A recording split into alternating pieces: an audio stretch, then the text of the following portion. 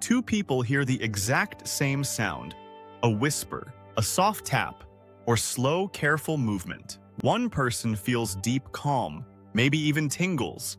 The other feels nothing at all. No relaxation, no response, sometimes even discomfort. Why does this happen? Why does ASMR work so powerfully for some people and not at all for others? To understand this, we need to talk about how different brains process the world. Not all nervous systems respond to sensory input the same way. Some brains are naturally more sensitive to subtle details, changes in tone, texture in sound, small variations in rhythm. These brains notice more and respond more strongly. For these people, ASMR triggers stand out immediately. Other brains are wired differently. They focus on structure, analysis, and meaning. Instead of absorbing the sound, they evaluate it. They ask questions like, "Why is this person whispering?" Or, "What is the purpose of this sound?" That analytical response keeps the nervous system active. And ASMR requires the opposite. This brings us to sensory processing.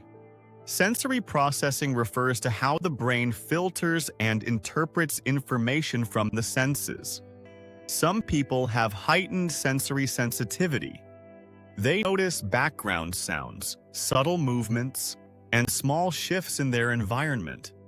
Others filter those details out automatically. Neither style is better or worse. They're simply different.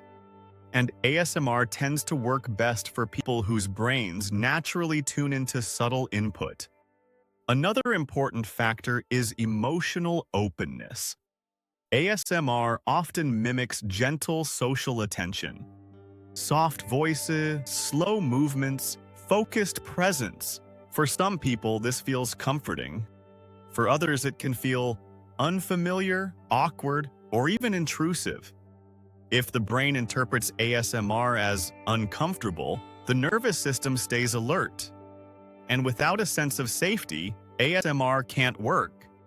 This doesn't mean something is wrong. It just means the nervous system doesn't associate those signals with comfort. ASMR relies on emotional context as much as sound itself. Expectations also play a major role. ASMR works best when the listener isn't trying to force it. The moment the brain starts checking, judging, or testing the experience, the response weakens. This is why some people feel ASMR once and never again.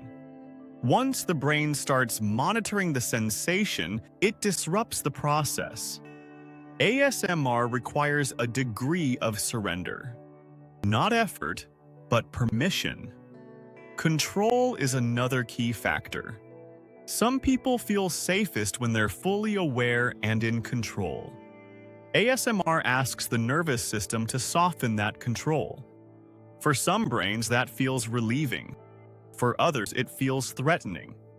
If the nervous system doesn't feel safe letting go, it won't. And ASMR simply doesn't happen. You might be wondering, can you learn to feel ASMR? Sometimes. Some people develop sensitivity over time as their nervous system becomes more relaxed and familiar with the triggers. Others never feel it, no matter how many videos they watch. ASMR isn't a skill you practice. It's a compatibility between the stimulus and the nervous system. There's also an important misconception. Feeling ASMR doesn't mean you're more relaxed, more emotional, or more sensitive than others. It simply means your nervous system responds to certain cues in a specific way. Just like some people love certain music and others don't. It's also worth noting that ASMR sensitivity can change. Stress levels, life circumstances, and emotional state all influence how the nervous system responds. Some people lose sensitivity during stressful periods. Others discover ASMR later in life when their nervous system finally slows down. So if you've never felt ASMR, that doesn't mean you're missing out. And if you do feel it, it doesn't mean it will always work the same way. ASMR is fluid, context-dependent, and deeply personal. The most important takeaway is this: ASMR isn't magic. It's your nervous system responding to signals of safety, rhythm, and gentle attention. If your brain interprets those signals as safe, ASMR works. If it doesn't, it won't. And both responses are normal. So now you understand why ASMR works so powerfully for some people and not at all for others. Why it can feel deeply calming or completely ineffective. And why forcing it never works. If this series helped you understand ASMR better, from why it feels addictive, to how it affects stress and sleep, to why experiences differ so widely, consider subscribing for more calm, science-based explanations of how the mind really works. Thanks for watching.